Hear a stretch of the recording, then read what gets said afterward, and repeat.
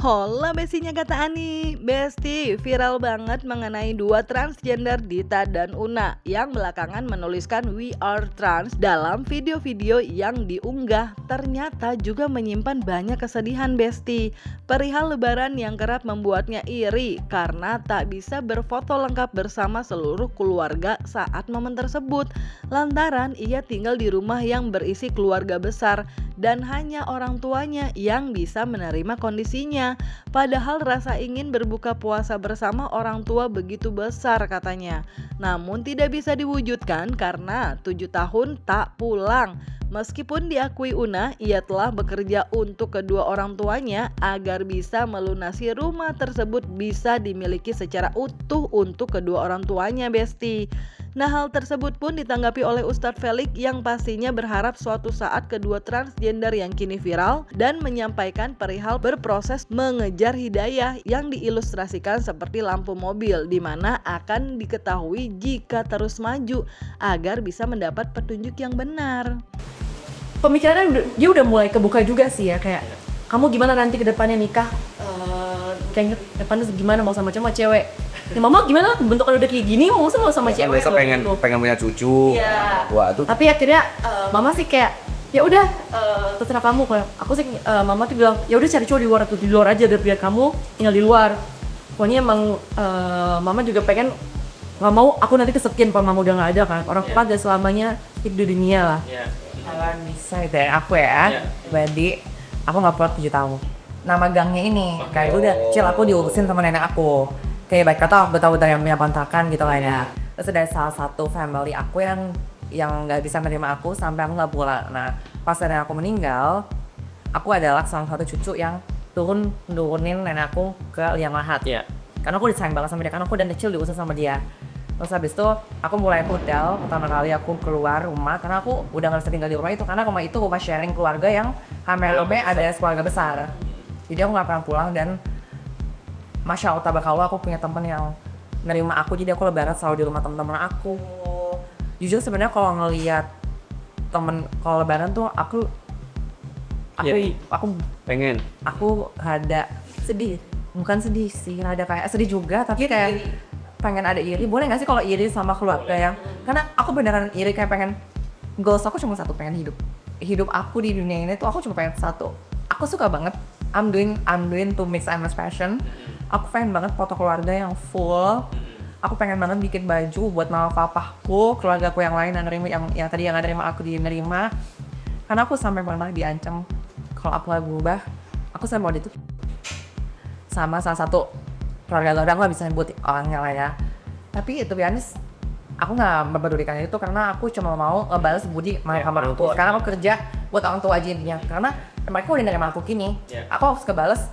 Ibarat kata, gue kerja 50% uang kerja gue buat orang tua, 30% buat kehidupan gue ke depannya, 20% ya buat tim aku yang aku lowongin buat pekerjaan gitu. Cuman ya alhamdulillahnya aku ya temen yang kayak ngajak bukber. Aku nggak pernah pulang ke rumah puasa dan Ramadan semuanya karena aku selalu bawa orang tua, kecuali kalau orang tua mama apa, aku selalu bawa ke mall. Keluar makan. Kurang makan. Ya, karena Family time. 7 tahun. Karena di rumah itu, rumah yang family itu aku ada yang tidak bisa menerima aku. Nah, setelah kamu keluar dari rumah 7 tahun itu, kamu pulang ke apa?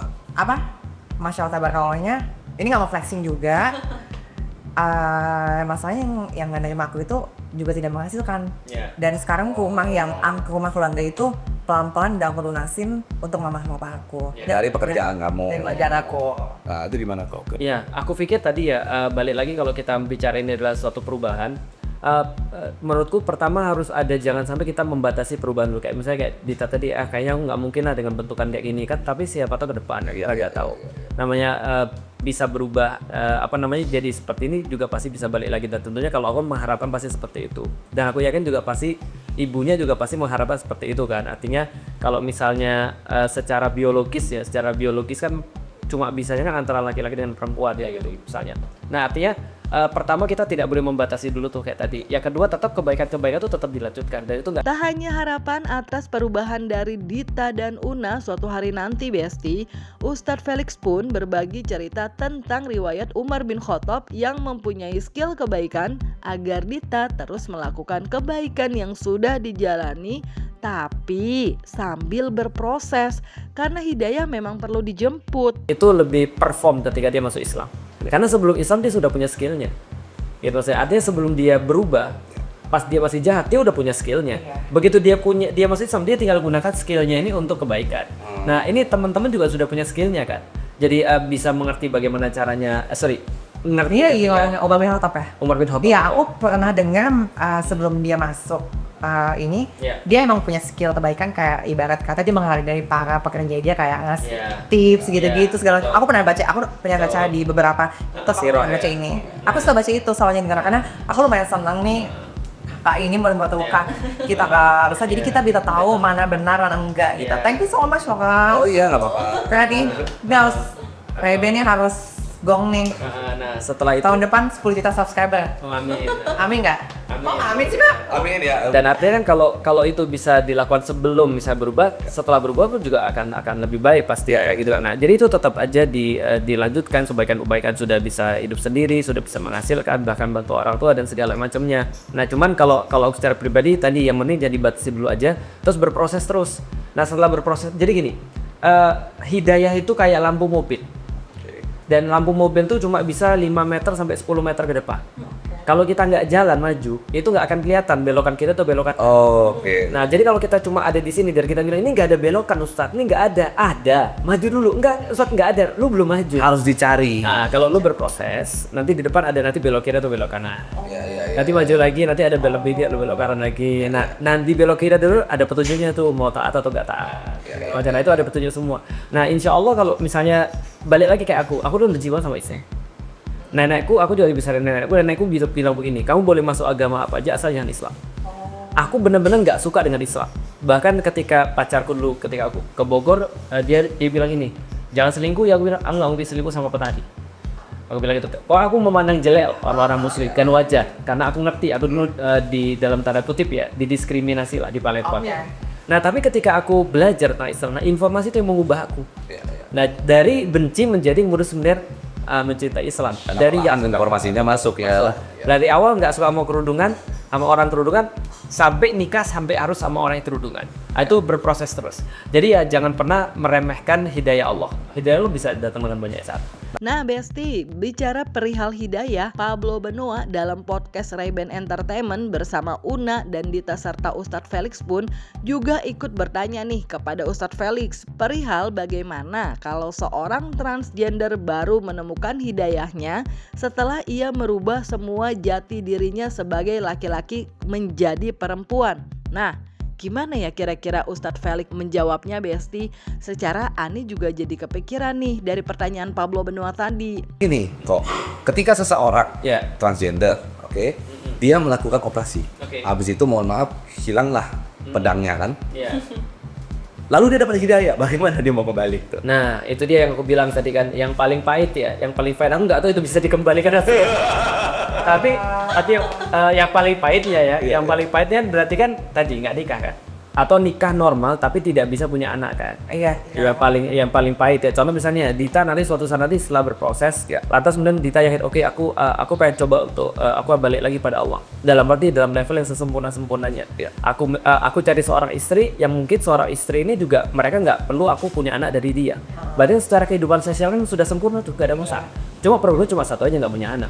Dan akhirnya ya bisa jadi angkat anak, bisa jadi terus kemudian membesarkan aktivitas lain, buat rumah kucing dan anjing, karena kedokteran hewan, ataupun berkontribusi terhadap yang lain. Karena banyak juga orang yang nikah tidak ada masalah tapi juga tetap. Nah lanjut Besti, secara makin seru nih karena Dita dan Una yang merasa meskipun mereka transgender tapi mereka pun memiliki keinginan untuk bisa mendapatkan banyak ilmu agama, yang salah satunya mengenai umroh. Jika memang dipandang umroh itu tergantung niatnya, yang kemudian membuat Pablo Benoa merasa tertarik nih karena merasa yang disampaikan Dita dan Una dianggap Pablo seperti pertanyaan ingin putih tapi hitam. Nah kan maksudnya gimana nih? Makanya simak Besti. Jangan kata gitu. Benar gitu. Iya. Tahan dulu. Gimana kok? Ada seorang trans nanya ke seorang ustadz lah ya. saya ingin menjadi trans, tapi trans yang benar itu seperti apa? Itu gimana kok? Dibilang gini, masa untuk umumnya gitu loh kan dia enak bilang niatnya. Itu kayak pertanyaan, gimana jadi hitam yang putih gitu? Atau jadi putih yang hitam itu gimana? Ya, jawabannya begini. Jadi gini, kita harus tahu dulu bahwa trans itu adalah sesuatu yang tidak ideal ya. Nah, berarti idealnya adalah trans itu ya balik lagi sebenarnya itu idealnya. Cuman kan in between dalam perjalanan kita kasih tahu tuh misalnya contoh kayak gini ya. Sesederhana begini misalnya. Kalau misalnya Una ya, tidak melakukan maksiat yang tadi aku bilang tuh. Berarti apakah masih menjadi trans? Kan gitu kan udah kan ya? Nah, itu aku bingung tuh. Nah, berarti kan sebenarnya definisi trans itu sebenarnya yang bermasalah adalah aktivitas-aktivitasnya, bukan tampilan. Bukan juga unanya, tapi perbuatannya. Nah, jadi yang disebut maling adalah ketika dia melakukan aktivitas mencuri. Itu maka dia disebut dengan maling. Berarti kalau misalnya ada orang misalnya dia tidak melakukan aktivitas mencuri lagi, berarti kan tidak jadi maling lagi kan? Nah, jadi idealnya gini nih, contoh idealnya ya. Apa sih yang bermasalah pada trans di dalam Islam? Perbuatan, tidak menerima takdir. Lalu kemudian tadi satu lagi adalah bagaimana dia punya kelakuan, sama satu lagi kualitas gitu kan ya. Artinya dia berhubungan dengan yang salah, kira-kira itu. Una nggak berhubungan dengan yang salah misalnya, taruhlah Dita juga nggak berhubungan dengan yang salah. Secara kemudian perbuatan juga dijaga, misalnya contoh, karena hukumnya masih laki-laki, berarti contoh ketemu aku salaman malah nggak apa-apa. Tapi kalau pakai kerudung malah problem nih. Nah dia itu kan berarti tidak menjadi trans yang baik, tapi sebenarnya dia lagi berproses untuk meninggalkan maksiat. Yang mereka seakan-akan tidak menerima takdir kok. Nah, berarti itulah namanya prosesnya tadi. Makanya ketika nanti di kajian tuh semua tuh karena informasi. Contoh kayak gini deh. Aku simulasi ya. Lahir tahun berapa, Una? Aku 2000. 2000, oke. Mudah-mudahan masih ngerti ya. Kalau nggak ngerti berarti ketuaan. Dita tahun? 99. Oke, mudah-mudahan masih ngerti ya. Nggak usah dijawab ya. Iya. Makanannya apa aja, minumannya? Nggak usah jawab. Oke, udah ngerti? Oke, itu namanya informasi tuh. Itu otomatis. Jadi kita nggak bisa milih. Jadi gini, informasi itu ketika udah numpuk di kepala, sampai satu titik kita nggak bisa milih untuk berperilaku atau berperasaan seperti apa. Itu yang aku yakini. Artinya nih, kalau informasi itu aku benerin, maka dia juga nggak akan bisa milih dan mengendalikan dirinya untuk berbuat baik. Bisa paham ya? Ideologinya lah. Betul. Ideologi mungkin informasi. Kayak aku misalnya, informasi kok tentang Islam salah nih. Tapi ditumpuk dengan yang benar. Sebenarnya bukan ideologi sih, otomatis aja. Otomatis. Benar kan? Otomatis. Sampai pada suatu titik, aku harus masuk Islam. Jadi itu udah otomatis, aku harus pilihan lain. Nah, jadi sebenarnya lebih enak ganti informasi aja. Nah, Stimulus ya. Stimulus itu penting ya. Jadi bagaimana menjadi trans yang baik itu adalah ya yang menjadi trans sebenarnya. Cuman kalau bisa didefinisikan dengan lebih soft lagi adalah ya bukan kurangin ya. Kita identifikasi maksiat itu yang mana sih? Contoh kayak tadi, Ustadz kita boleh nikah nggak? Boleh. Tapi dengan yang benar ya, berarti Una harus nikahnya dengan laki-laki, Dita harus nikahnya dengan laki-laki. Tuh Besti, anyway lanjut lagi nih perihal transgender menurut pandangan Ustadz Felix yang membantah hal tersebut ada sebab dari genetik. Karena gen dan hormonal menurut Ustadz Felix itu jauh Besti dan tidak bisa dianggap alamiah, tapi lebih kepada pengondisian, dampak psikologi keluarga. Oke, aku bahas dari dasar dulu aja ya. Aku udah banyak baca banyak sekali riset tentang masalah trans dan segala macam dan juga aku bandingin tentunya dengan beberapa negara yang sudah lebih open ya terhadap. Tapi aku coba untuk nyikapin dulu setidaknya ada dua teori nih. Ada yang bilang ini adalah genetical, ada yang bilang bukan atau kombinasi di antara keduanya. Tapi aku cuma nyampein risetnya aja bahwa risetnya adalah bahwa saya tidak ada satupun ilmuwan yang bisa memastikan bahwa itu adalah genetical. Jadi mereka bilang menjadi straight atau menjadi gay atau menjadi enggak straight itu adalah sesuatu yang tidak bisa dihubungkan dengan genetikal. Artinya bukan karena gen kita jadi straight, bukan karena gen kita jadi enggak straight. Menurut mereka seperti itu. Artinya gen enggak mengaruh sebenarnya. Gen itu berbeda dengan hormonal. Karena hormonal itu memang jauh. Kalau gen itu blueprintnya kita ya sebagai seorang manusia, berarti ilmuwan tuh nyari adakah gay gene, ternyata nggak dapat mereka. Terus mereka cari adakah straight gene, mereka juga nggak dapat. Artinya mereka cuma bisa bersimpulan bahwa gen tidak pengaruh dalam gender ataupun orientasi. Nah, tapi hormon ada. Karena memang perbedaan hormon tuh banyak. Jadi contoh misalnya kita lihat ya, secara umum aja misalnya, ada laki-laki yang man banget gitu kan ya. Ada laki-laki yang kayak bener-bener itu ibuan. Udah mulai.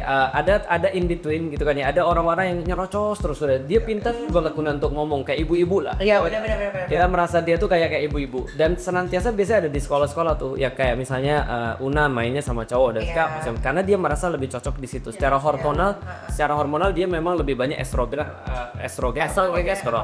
Betul lah. Jadi tapi ini gen beda lagi dengan hormonal, beda lagi dengan perasaan. Nah, jadi kita mau main di level yang mana nih? Nah, kalau level perasaan, maka bisa jadi seseorang tuh punya perasaan karena dikondisikan. Sebagaimana contoh misalnya ada seseorang ketika misalnya sebagai seorang laki-laki misalnya dia dikasih misalnya pemahaman, dia dikasih baju perempuan terus, maka dia akan mengidentifikasi seperti itu. Ini ada dari pengkondisian nih ceritanya. Berarti dia mengkondisikan dirinya. Betul. Dan sebenarnya kalau kita bicara tentang perasaan, ini bukan hanya laki-laki dan perempuan, tapi perasaan jadi orang jahat atau orang baik. Nah, justru di titik itulah manusia itu bisa untuk menahan perasaan-perasaan. Misalnya coba ya, kalau aku ngikutin perasaan, aku tuh kayak mau jitak orang semuanya setiap waktu gitu. Tapi kan aku nahan perasaan. Betul. Atau kayak kita mau misuh gitu dia. Ketika di jalan kita disalip orang, kita mau misuh. Itu bukan berarti ketika aku belajar agama lantas jadi nggak ada. Aku ada juga perasaan mau misuh, perasaan mau marah, dan segala perasaan nggak suka atau perasaan bahwasanya apapun lah. Nah, di titik itu kita harus membedakan mana perasaan yang bisa kita ikuti, mana yang tidak. Nah, jadi kalau balik lagi kepada transgender tadi, pertanyaannya adalah apakah ini alamiah? Aku nggak bisa bilang alamiah sebenarnya, karena aku ngelihat lebih banyak pekondisian.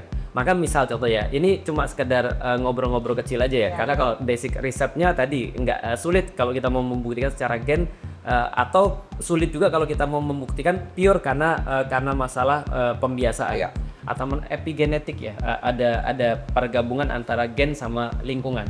Nah, lalu kemudian kalau kita lihat umumnya aja misalnya ya, mohon maaf. Makanya tadi kan kenapa aku tadi nungguin ceritanya Dita sama Una, karena ada beberapa riset ternyata memang problematika transgender ataupun LGBT ini, mohon maaf ini aku cuma ngutip beberapa riset, itu ada problem dengan keluarga. Jadi kita ada problem dengan keluarga, ini mulai muncul lebih banyak kemungkinan muncul LGBT dari benar problem. Bisa gitu. Ada penelitiannya, ada risetnya. Nanti kita bisa quotes. Ada psikologi. Nah Besti, jadi dampak pengkondisian sangat mempengaruhi juga dampak psikologi. Jadi jangan mengkondisikan diri dengan hal-hal yang gak seharusnya. Anyway Besti, kalau dari kalian sendiri, apakah kalian setuju kalau perilaku yang tidak seharusnya seperti laki-laki dan menjadi perempuan itu adalah alamiah? Atau lebih setuju dengan Ustadz Felix yang berdasarkan riset mengatakan kalau hal tersebut merupakan dampak dari pengkondisian? Isi jawaban kalian di kolom komen dan jangan lupa like, subscribe biar bisa dapetin video berita kece lainnya cuma di Kata Ani Besti.